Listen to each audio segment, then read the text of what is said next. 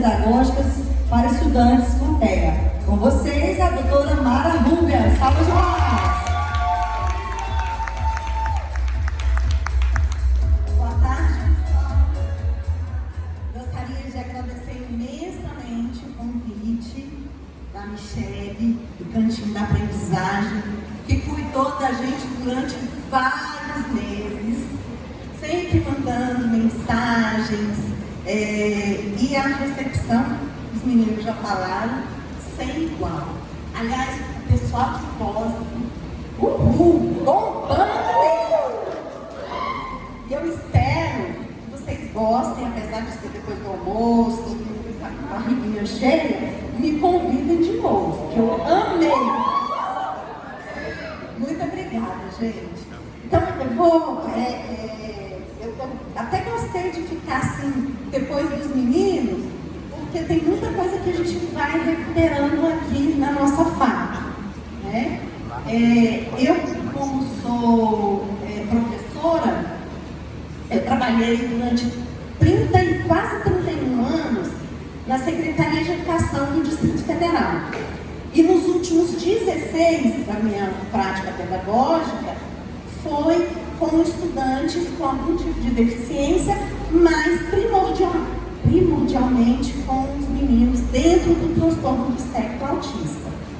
Eu não sabia nada, eu até brinco, não sabia se era de comer ou de passar no cabelo, e aí eu comecei a estudar a partir da demanda.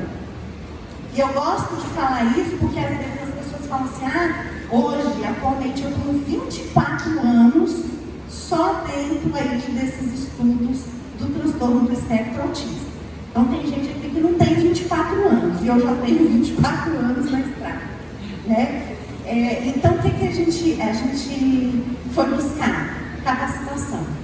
A gente foi buscar uma teoria, inicialmente, para a gente aprender a prática.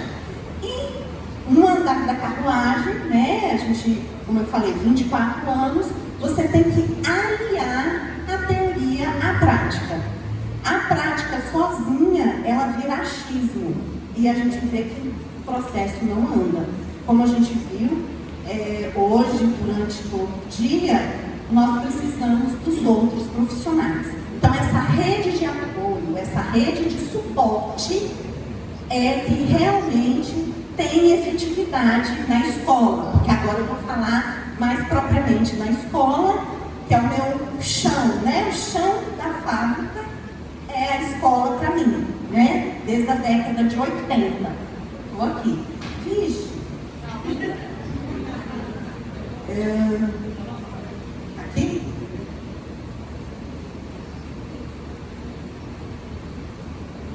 Tá, então, a gente, assim, eu vou adiantando, né? Eu trago, inicialmente, um capítulo de um livro que eu escrevi, tá? Eu não trouxe, mas tem a referência no final. Vocês podem adquirir, se tiverem interesse, diretamente na editora. Eu escrevi o capítulo 10, Práticas Pedagógicas para Estudantes com Transtorno do Espectro Autista. E assim, como eu tinha poucas páginas, eu até falo que eu vou escrever o meu livro, que aí eu posso escrever com quantas páginas eu quiser. Mas quando as pessoas convidam a gente tem um número, né, mínimo. Então eu tive que colocar, pensando, né, como eu posso ajudar mais os professores, os profissionais da educação? Como que eu posso ajudar? Então eu pensei em muitas práticas aí desses mais de 20 anos de prática, né? Não, você vai ter que... Pode passar, por gentileza. Pode passar. Pode passar. Pode passar. Esse é o livro, tá? Pode passar, por gentileza. Então, o que eu fiz? Já que eu tinha poucas páginas e aqui eu tenho pouco tempo, eu vou passar o máximo de informação que eu conseguir passar para vocês, tá? E, como meus colegas falaram, os slides estão disponíveis, já estão para a tia Michele, ela vai ver como é que ela vai compartilhar com vocês, tá? Então, assim, está liberado. Então, eu trouxe algumas práticas práticas, as que eu considero assim, primeiras, né? A formação profissional. E a formação profissional, desde o início, eu defendo uma atualização na formação dos, aqui, como nós estamos falando da área da educação, né? Os profissionais da área de educação. Mas a gente veio conversando no carro, parece que é para todo mundo. Mas por quê?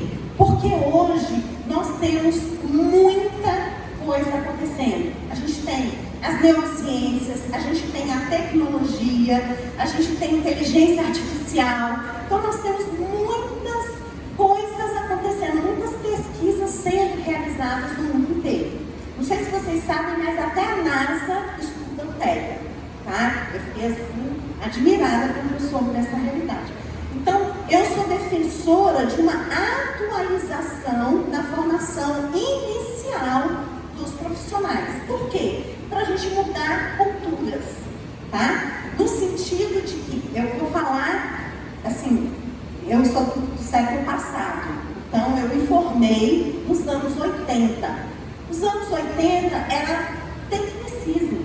Eu falo que eu não era professora, eu era dadora de aula. Já tinha um esquema, eu chegava aqui e reproduzia aquilo, e a gente nem pensava muito sobre isso. A gente não tinha isso nos cursos de formação.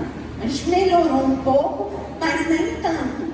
Por quê? Porque nós ainda temos, na academia mesmo, na formação, modelos prontos. Por exemplo, quem é da educação aqui, com certeza já ouviu falar em Piaget, Vygotsky, Vallon.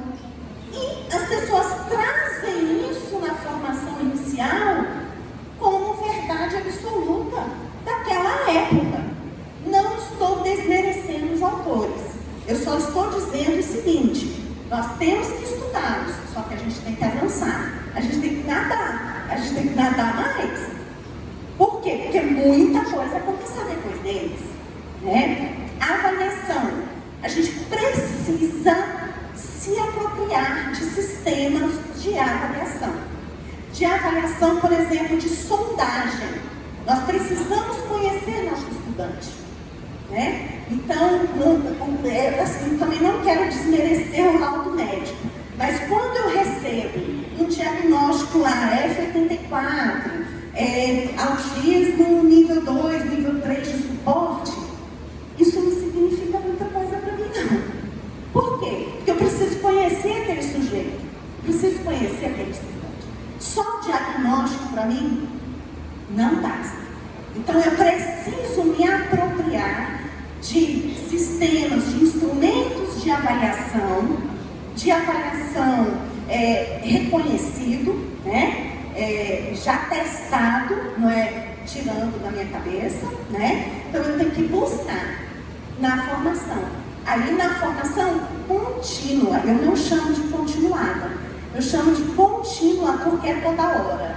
Aqui, quanto de formação que nós tivemos no dia de hoje que ainda vamos ter, né? Então é isso, a gente continuar estudando. E essa avaliação de sondagem, ela tem que ser suficiente para que eu elabore um plano educacional individualizado, um tempo, para aquele estudante.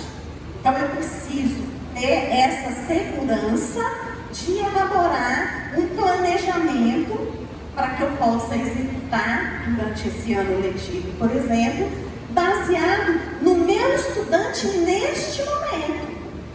Por quê? Porque amanhã, no final do bimestre, no final do ano, se eu trabalhei bem, ele vai ser outro estudante. Ele vai ser um estudante com mais desenvolvimento, com mais aprendizagem.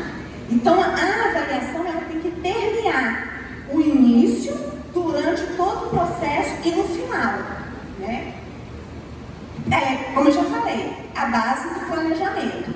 É inadmissível um professor entrar em sala de aula sem planejar. Peraí, deixa eu... Ou então, assim, aqui em Poça não acontece, mas eu vou trazer a experiência de Brasília na escola que eu trabalhava. A colega está lá imprimindo. Imprime isso daí também para mim? Imprime! Eu tenho 30 alunos, imprime aí. Eu só passei os olhos, que eu não sei os objetivos pedagógicos, eu não sei se todos os 30 têm condições de executar essa atividade. Eu não sei para quê, eu não sei qual é o objetivo. Né? Então, o planejamento ele é fundamental. Organização. Então, se eu planejei, eu vou me organizar. Eu vou preparar o material adequado. Eu vou pensar em que momento eu vou executar essa atividade, de que maneira eu vou fazer isso. Né? Então, eu vou organizar o ambiente. É um ambiente tipo um auditório, é em duplas, trilha, é aqui dentro, é debaixo de uma árvore. Tem que organizar. Executar. Então, como que eu vou fazer isso? Com que tipo de recurso? E uma coisa, né? Eu deixo os materiais cheios e meus olhos brilham. Acredito de vocês também. Mas não é comprar o recurso pelo recurso. Precisa ter objetivo pedagógico. Por quê? Porque senão ele vira brinquedo e não vira recurso pedagógico, que é o que eu quero na escola. Agora tem momentos que eu quero brincar, que eu quero que ele brinque. Ok, esse é o objetivo pedagógico. Tudo vai depender. Por exemplo, eu oriento, né, escolas, professores. E aí eles vêm, Nara, o que você acha dessa atividade? O que eu posso fazer? Eu falo, depende. Depende do seu objetivo pedagógico e depende do seu estudante. Então eu não conheço, então eu não sei, pode ser que seja maravilhoso, mas pode ser que não. Eu, por exemplo, agora recentemente estudo muito tecnologia, porque a minha formação do doutorado é essa. E as pessoas pensam que é entregar a tecnologia, recurso tecnológico na mão do menino. Mas os autistas, eles têm uma facilidade. Aí vira o quê? A babá eletrônica do século XXI. Na minha época era a televisão, que era a babá eletrônica. Agora é o recurso tecnológico. Se eu tenho um objetivo pedagógico, entrego um tablet na mão do estudante, virou brinquedo. Eu perdi o meu foco pedagógico. Né? Reavaliação. Então, a avaliação inicial é importante para eu saber de onde eu vou partir. Mas durante todo o processo, eu preciso reavaliar. Por quê? Porque é um processo de ensino-aprendizagem. E na maioria das vezes, a gente fala, eu ensinei, ele não aprendeu. E, às vezes, o problema não é de aprendizagem. Hoje, como psicopedagoga, né, eu atuo na clínica, que eu já estou aposentada, e eu vejo que o problema é de ensinagem. O problema está aqui, ó, na pessoa que está ensinando. Por quê? Porque a gente também erra. Então, não é aquela coisa, alguém falou de manhã, eu não me recordo, né? Mas eu dei a matéria. Sim, mas se ele não conseguiu aprender ou compreender, eu preciso melhorar. A falha está aqui. Porque ele é capaz de aprender. Agora, como ele vai aprender, eu preciso descobrir. Só que eu não vou ficar imaginando, eu não vou entrar no YouTube e pegar qualquer coisa que tem lá e colocar. Nossa, mas tem uma tia que ela faz umas coisas no YouTube, vou copiar e vou levar para a minha sala. O objetivo pedagógico. E replanejamento. Eu reavaliei, às vezes eu vi que o problema está em mim, então eu vou mudar minha postura. Às vezes é o recurso que está inadequado. Por exemplo, lá na clínica, apesar de trabalhar muito com tecnologia, lá na clínica eu evito usar tecnologia com os meus meninos.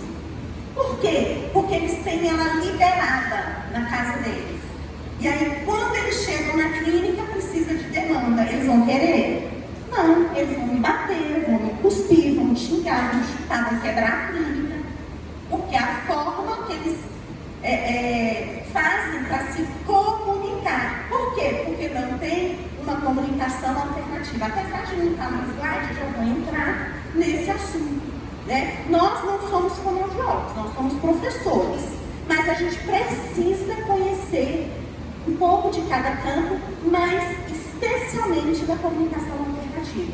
Por quê? Porque se essa família é uma família que não tem recurso para ter um fonoaudiólogo, né? Ela não tem condições de fazer uma avaliação fonoaudiológica, eu preciso pensar em estratégias para que o meu estudante se comunique minimamente. Tá? Por quê? Porque isso aí, gente, eu tenho na minha prática. Mas nós temos vários estudos que falam sobre isso. Se a criança, a pessoa, se o estudante se comunica, os problemas de comportamento, os comportamentos disruptivos, eles tendem a diminuir. Então, uma das estratégias é comunicação alternativa. Mara, mas eu não sou especialista na área. Mas ensina ele a apontar, pedir o que ele quer, como o Jorge falou, puxa, a gente não está entendendo. Então, vamos começar a pensar, o que ele quer? Como que eu posso facilitar para ele apontar, para ele me mostrar? Modelando o dedo dele. Eu perguntando, você quer ir ao banheiro? Se ele fizer isso, ó, eu entendo, eu sei que ele quer. Você quer água? Então, minimamente, ele consegue, vamos dizer assim, aprender. Características do estudante. Então, a literatura, gente, ela mostra muitas características. Inclusive, quando eu iniciei os meus estudos no século passado, eu lia, eu não reconhecia os meus alunos naqueles estudos. Que era assim, não olha nos olhos, é agressivo, faz isso, faz aquilo. Eu falei, nossa, mas o meu pequeno não é assim. E aí eu vi que são características. O que são características? Alguns têm, outros não apresentam, ou outras são tão sutis que a gente não percebe. Tá? Mas a primeira coisa é respeito ao ser humano. Então, antes do diagnóstico, tem uma pessoa. Então, a primeira coisa, eu não posso esquecer, como o Jean fala, dignidade. A dignidade do ser humano, ela tem que ser em primeiro lugar. Tanto para o estudante dentro do STEP, quanto para os seus colegas. Então, às vezes, meus alunos perguntam, Mara, ele faz não sei o que. Aí, a primeira coisa que eu pergunto, protege, né, para não ter acidentes. Em primeiro lugar, segurança. Aí, depois, a gente vai ver estratégias, né? Conhecer o estudante, como eu já falei, uma avaliação com bases científicas, para a gente realmente saber o que a gente está avaliando. Né? Qualificar e capacitar os profissionais, né? E aí eu falo, não é ir ali, vou me capacitar e voltar. É trocar o pneu do ônibus com o ônibus andando. É essa a nossa realidade. Tá? Então, assim, a gente precisa verificar, e por isso que a equipe de suporte, de apoio nas escolas é importante. Porque às vezes, né, eu estou ali trocando pneu, mas eu vou precisar de um para me segurar, eu vou precisar de um para me dar um macaco, para, sei lá, para dar as ferramentas que eu preciso para trocar aquele pneu, né? E o currículo. Então a gente precisa se apropriar do currículo que a gente trabalha. Eu preciso saber, se eu estou aqui em escolas públicas, em posse, qual é o currículo, quais são os currículos, né?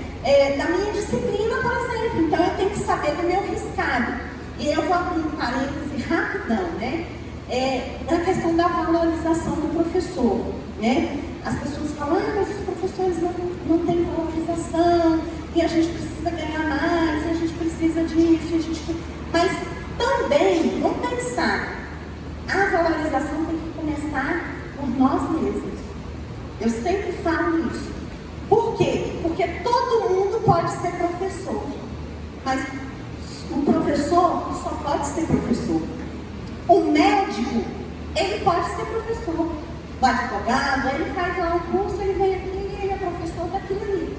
Agora a gente não, a gente é professor, só professor.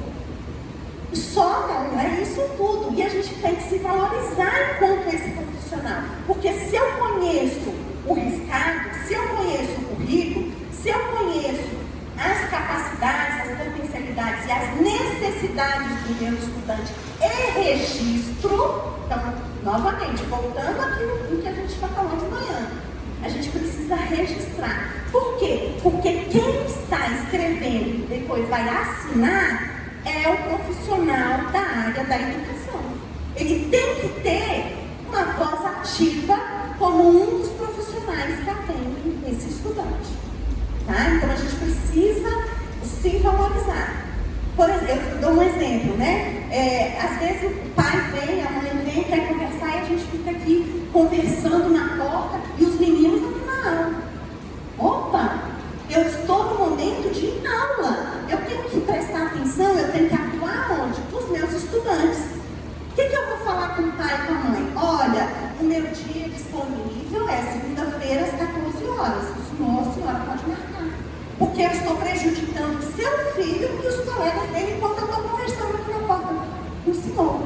Por quê? Se você chegar no consultório do seu médico e ficar lá na porta e ele te dá a consulta, ele passa você na frente de todo mundo? O advogado, o dentista. E por que o professor, todo mundo pode entrar na sala, sem avisar, sem marcar? E na hora que a gente faz um registro, a gente tem que fazer um registro com conhecimento. Por quê? Porque o profissional da área pedagógica está aqui. Pode passar. O professor, ele é, gente, um mediador do processo, mas ele é responsável por esse processo. Então a gente vai pensar que nós temos a rede de suporte, mas o professor regente é o regente desse processo. Então, mesmo que eu tenha uma companhia especializada, mesmo que eu tenha uma pessoa para me auxiliar, lá em Brasília a gente chama monitor, educador social voluntário, mas quem é o profissional responsável para organizar isso é o professor. Por quê? Porque ele avaliou o estudante, ele fez o TEI do estudante e ele pode orientar essas pessoas como atuar com esse estudante. Né? Começar o ensino pelos interesses, mesmo que a gente não dê nem bola, assim, acha que isso é pouco relevante, mas se a gente começar pelo interesse dele, a gente traz ele, assim, ele vê a gente como uma pessoa, não como uma porta, porque a gente sabe que tem muitos estudantes que não veem nem a gente como uma pessoa. E a partir daí, a gente pensa em o que a gente vai ensinar, como que a gente vai ensinar. Tá? Então, o foco de interesse é muito importante. É porque eu não tenho tempo, mas eu escrevi um artigo falando como eu alfabetizei um estudante e o foco de interesse dele era a máquina de lavar. Tá? Então, eu usei as palavras geradoras, eram as marcas das máquinas de lavar. Ué, Mara, então você está autistando o autista. Quer dizer, o cara já gosta disso. Você traz isso e você diz que isso é legal? Sim, porque eu comecei da máquina de lavar para ele olhar para mim. Ele ficava lá no fundo, virado de costas para mim e repetindo. Brastemp, tantos quilos de roupa. Electrolux, não sei quantos de velocidade. Consul, o tempo todo. E eu aqui, trabalhando com os meninos e tal, e o menino lá. No dia que eu tive, né, eu não falo a ideia, porque por isso que o estudo é legal. Quando você descobre que com foco de interesse você pode transformar, aí o que eu fiz? Eu trouxe a palavra alfabetizadora, Electrolux. E a vida mudou. Esse menino virou e olhou para mim pela primeira vez, depois de uns 3 meses de aula. Então, até aí, ele não estava fazendo diferença, assim, eu não estava fazendo diferença na vida dele. Mas aí ele começou a olhar para mim. E aí eu trouxe ele para mim, no turno inverso, a gente tinha, né, a modalidade de aula de reforço, aí eu trazia, e aí comecei, o que a gente coloca dentro da máquina? Aí camisa, como é que escreve, como é que eu som? Aí eu fui trazendo, né, essa máquina de lavar tá onde? Está na sala de, na casa de quem? Fulano, aonde? Na Asa Sul fica onde? Brasília fica onde? No Distrito Federal, e a gente ampliou o conteúdo com máquinas de lavar. Uso de pistas visuais, isso a literatura mostra pra gente. Mas é qualquer pista visual, porque na internet, se você sentar, em 1 minuto você pega 1 milhão. Não adianta. Você tem que conhecer o seu estudante para descobrir quais as pistas visuais que se comunicam com ele, que ele compreende, ó, a linguagem receptiva aí. Por isso que você tem que entender um pouquinho também. Então, essa pista visual está fazendo sentido para ele? É bacana. Não está fazendo? Esquece. E eu falo 3 coisas fundamentais que a gente precisa saber, né? Manutenção, generalização e autonomia. O que é manutenção? Ele aprendeu, e aí nunca mais você fala? Não, você tem que voltar e ficar falando, porque às vezes ele vai aprender mais e melhor repetindo, por repetição, né? Isso também está provado nas evidências. Generalização, ele aprendeu, mas ele pode fazer só comigo? Não, ele tem que fazer em todos os ambientes. E às vezes os pais falam isso. Mara, ele só obedece você. Mara, fala para ele comer cenoura, que cenoura é bom. Mas por que eu vou falar isso? Não, porque se você falar, ele come. Se eu falar, não adianta. Então, a gente precisa ver por que ele só ouve quando eu falo. Vamos pensar, eu chamo os pais. Por que será que ele obedece quando eu falo e não obedece quando o senhor fala? O que está acontecendo lá em casa? Vamos pensar. E autonomia, que é o top das galáxias. É isso que a gente quer para todos os nossos estudantes. Que eles não precisem mais de adaptações razoáveis, que eles não precisem mais de um acompanhante especializado, né? Que ele consiga realizar com autonomia, minimamente, e com funcionalidade. Eu não coloquei aí, mas o que é funcionalidade? O que é importante para ele? Ali, na região dele, na cultura dele, na casa dele. Porque às vezes o que eu elenquei e coloquei lá no meu TEI não é relevante. Eu vou dar um exemplo rápido.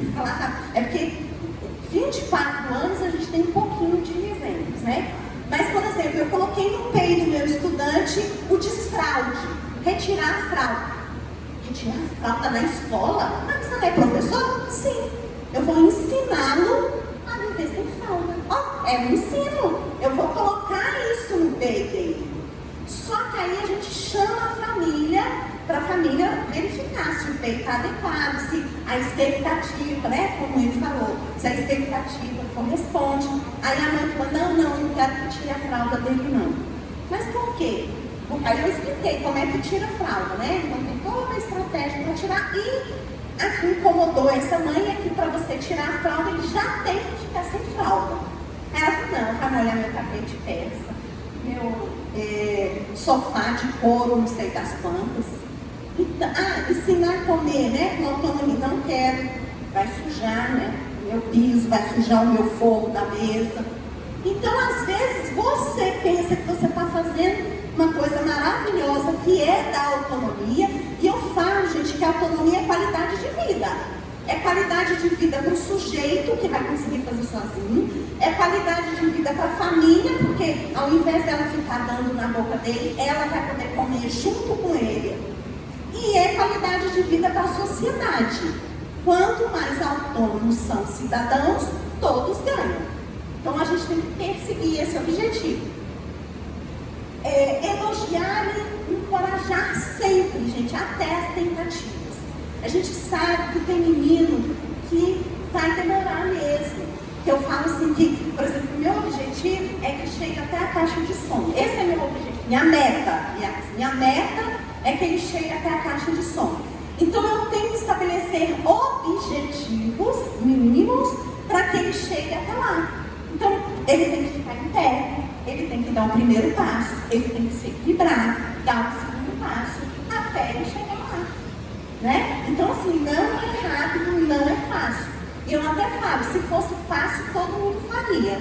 Mas não, a gente precisa estudar, a gente precisa conhecer para a gente poder realmente ser efetivo. Né? A organização do ambiente, a gente já viu, né? O uso de agendas, e o uso de agendas, gente, diminui a ansiedade, diminui os problemas de comportamento, sim. Por quê? Porque ele já sabe o que vai acontecer. Então, a partir do momento que a gente executa uma atividade, ele visualizou, a pista visual foi coerente para ele, ele entendeu, aí a gente vai tirando, né? E aí ele vai vendo que aquilo ali está andando. E assim, eu brinco, mas eu falo sério, porque o que eles querem mesmo é chegar na última pista visual, onde está escrito saída. Então, eles sabem que essa tortura, que esse ambiente que ele não gosta, que esse ambiente cheio de demandas e exigência, uma hora tem a saída. Pensar criticamente.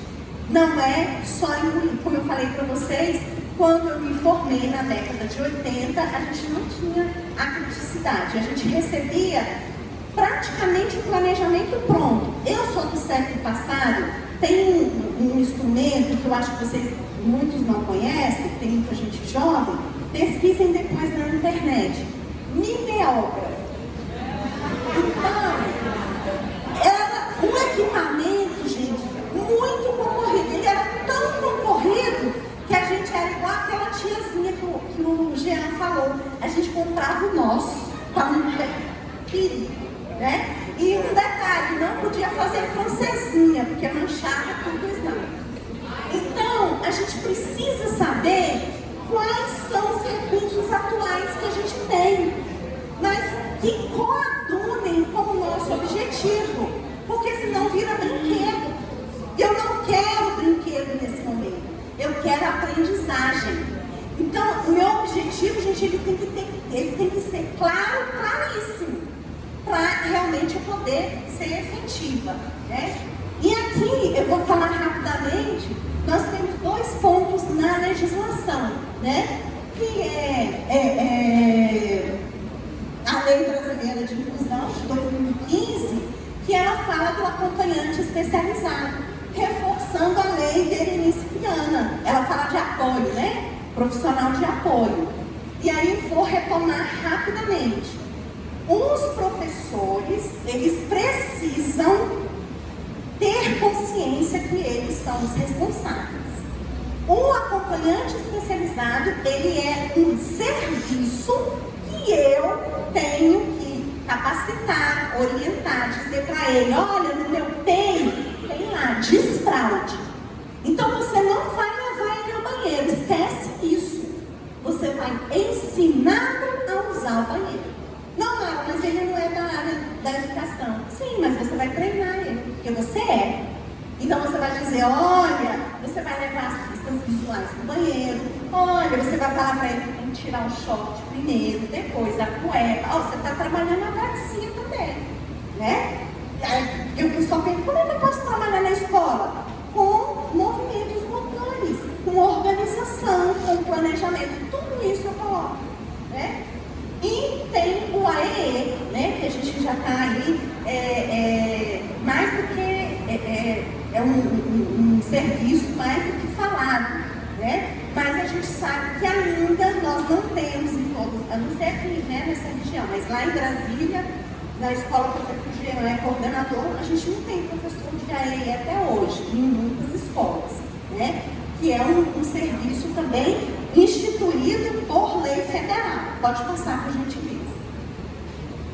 E aí eu trago, né, já para a gente encerrar, o parecer 50, é o bebezinho. Eu falo bebezinho porque ele foi lançado oficialmente mês passado, né? Mas ele é de dezembro de 2023, né? Então eu trouxe aqui alguns recortes, mas eu trago lá nas minhas referências, e você também pode ter acesso, que é um parecer do Conselho Nacional de Educação. Então, é para o Brasil todo, né? E ele está bem interessante porque ele traz algumas orientações. Aí eu fiz uma pontuação aqui, tá, gente? Mas lá ele descreve como tem que ser a formação, que conteúdos que o professor tem que ter, o TEI, como ele é formalizado para os estudantes com TEA, tá? E o nome dele é Nortear, eu achei bem interessante, né? Então ele traz a importância da formação, que a gente já falou aqui, né? Inclusive ele traz ali os conteúdos disciplinas, né, de um curso de formação para professores com TEA, né? A importância da educação na primeira infância, como foi bem falado, principalmente pelo Dr. Lobão, né? Ele trouxe, até comentei na hora, né? Ele trouxe aí a cartilha do Conselho de Pediatria, mas a gente tem um instrumento mais fácil que a gente pode orientar os pais, que é a carteira de vacinação.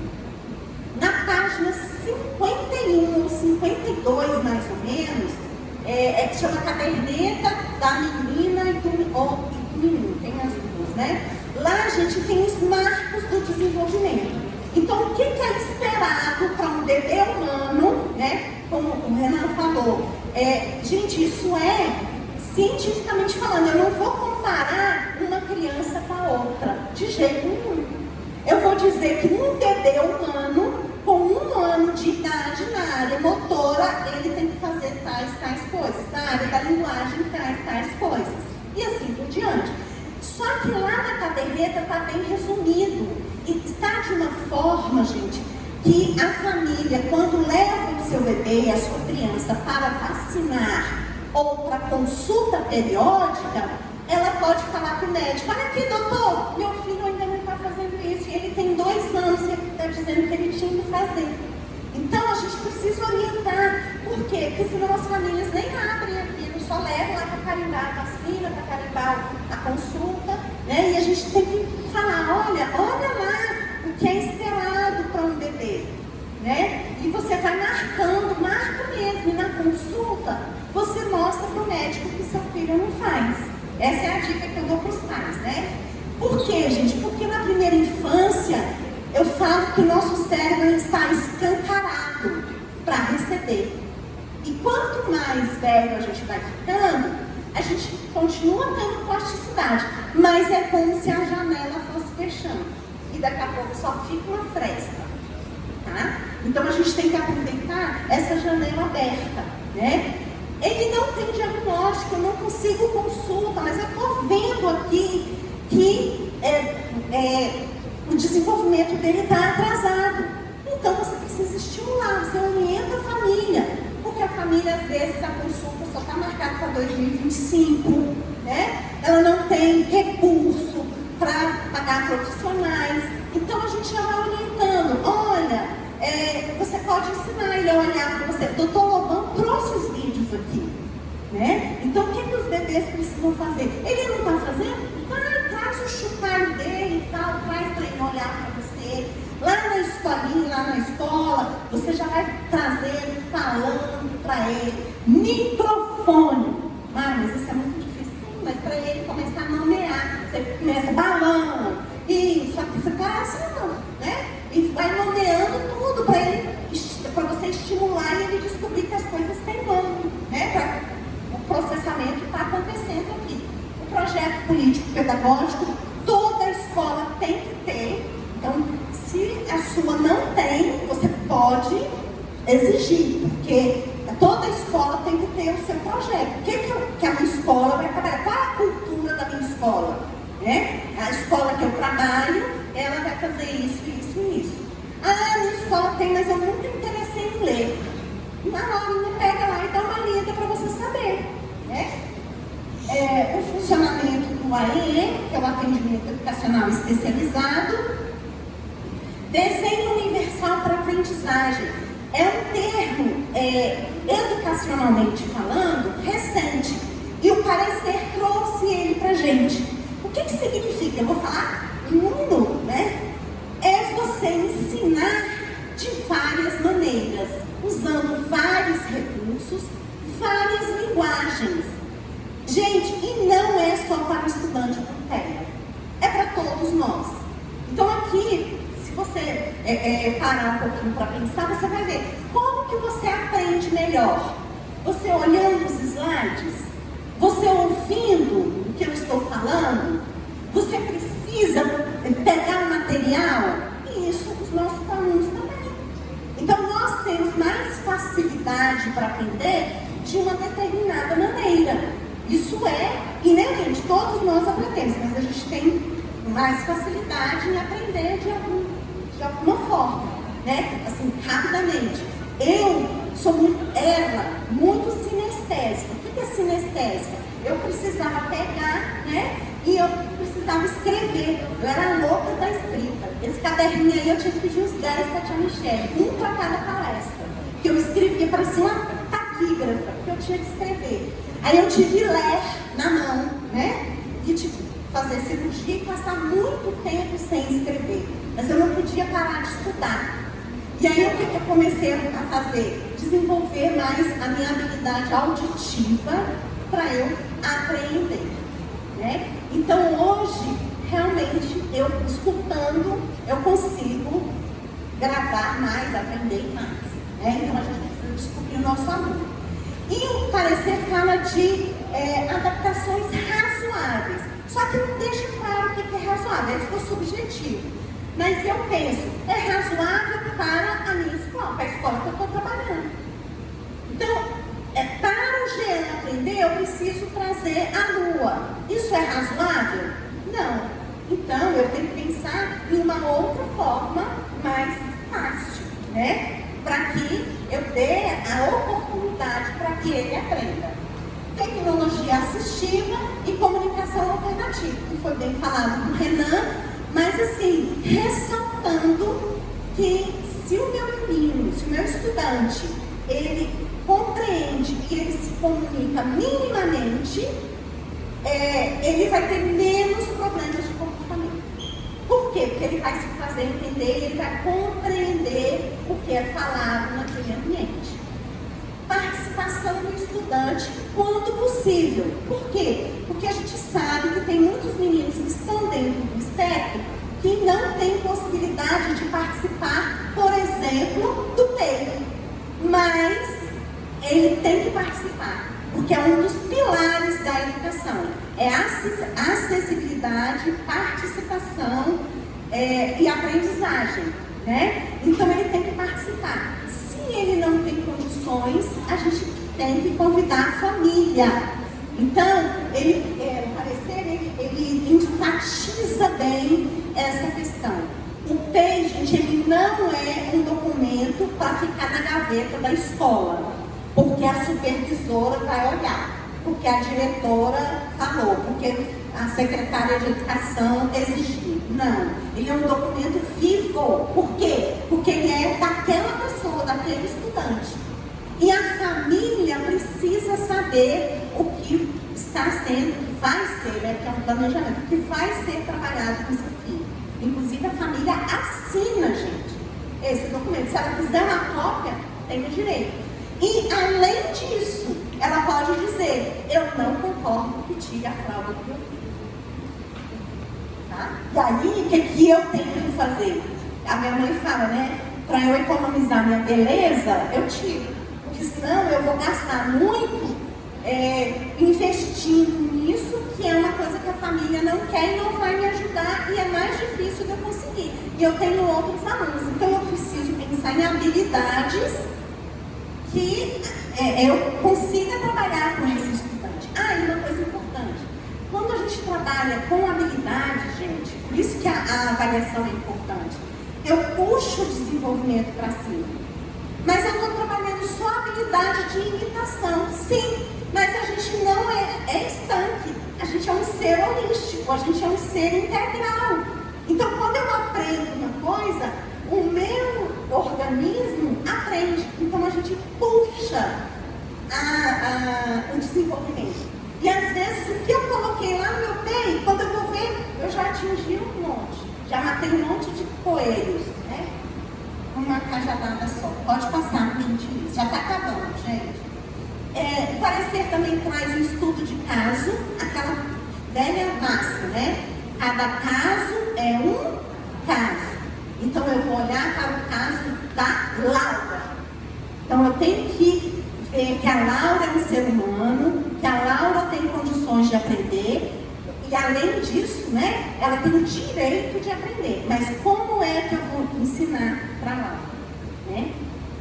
As habilidades, né, que a gente acabou de falar. Então, lá no parecer, ele traz esses 3 tipos de habilidades. A habilidade de aprendiz é aquelas habilidades que eu estou pronto para aprender. Por exemplo, ficar sentado. As pessoas sempre me perguntam, Mara, mas o meu aluno não fica sentado, ele não para, ele pula o tempo todo, ele foge na sala. Isso é a habilidade de aprendiz. Se o seu aluno não tem isso, gente, o que você vai fazer? Colocar no peito. Isso tem que ser o item 0 lá do seu peito. Porque você precisa disso para ensinar uma coisa, né? O foco atencional dele é muito rápido. Então, o que você precisa? Aumentar o tempo de atenção para você ensinar mais coisas, tá? Eu não sei se eu trouxe, mas eu vou falar, e quem está anotando, habilidades básicas para o ensino de pessoas com TEA. É um livro amarelo, uma capa amarela, né? É uma tese, não sei se é tese de doutorado ou uma dissertação. Mas, enfim, é um livro muito bacana. Por quê? Porque ela mostra um programa, tá? São outras coisas que a gente tem que colocar no texto. Programas para a gente ensinar. Então, ela mostra lá o passo a passo desse programa, por exemplo, de ficar sentado. Ela ainda desenha. Quer que desenhe? Ela desenhou. E, além disso, ela gravou vídeos no YouTube ensinando a gente como a gente vai fazer para o nosso aluno sentar. Olha, e aí a gente pode passar para a família, porque a família pode trabalhar muito mais isso em casa. Então, essas habilidades de aprendiz. As desenvolvimentais, é a que a gente vem falando, né? São aquelas habilidades do desenvolvimento humano, né? Esperadas ali, os marcos do desenvolvimento. E aí, por exemplo, lá em Brasília, a gente usa a escala de desenvolvimento Portage. E aí, é uma escala que avalia até 6 anos de desenvolvimento. E a gente pega alguns alunos que estão dentro do espectro, por exemplo, que tem 15 anos e tem habilidades de 6, 5, 4, que ele ainda não atingiu. Então a gente tem que colocar lá no nosso TEI essas desenvolvimentais, a gente precisa trabalhar para puxar. E nós temos as habilidades acadêmicas, que são essas que estão no currículo, né, dos nossos conteúdos, enfim. E protocolo de conduta. Então, o parecer traz essa informação e ele mostra como a gente faz. Ou seja, a gente vai pegar informações da família, das avaliações, a gente vai colocar ali naquele protocolo, mas a gente vai dizer como que a gente vai trabalhar com isso. Por quê? Porque eu posso adoecer. E se eu adoecer, meu substituto é o Jean. E o Jean não conhece meu aluno quanto eu, mas está lá escrito no protocolo de conduta e o Jean vai poder executar também, né? E esse protocolo de conduta serve também para os outros profissionais e vice-versa, a gente recebe deles também. E práticas baseadas em evidência.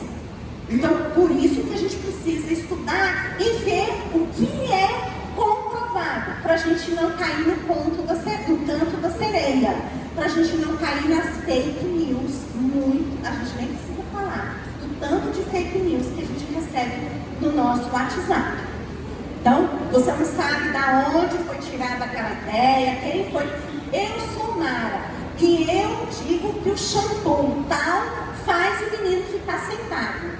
Está lá na internet. É a Mara que falou isso. Mas da onde a Mara tirou que estudo? Não tem, né? Então, essa é a referência, né? Está disponível no site do Ministério da Educação, pode passar. Essas são as referências bibliográficas que a gente traz. E muito obrigada. Os slides estão disponibilizados para a tia Michele. Muito obrigada.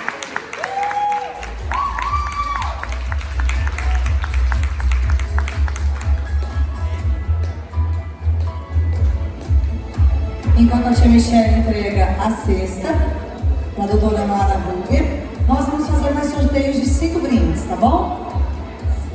5. Nós temos mais 5 brindes para serem sorteados.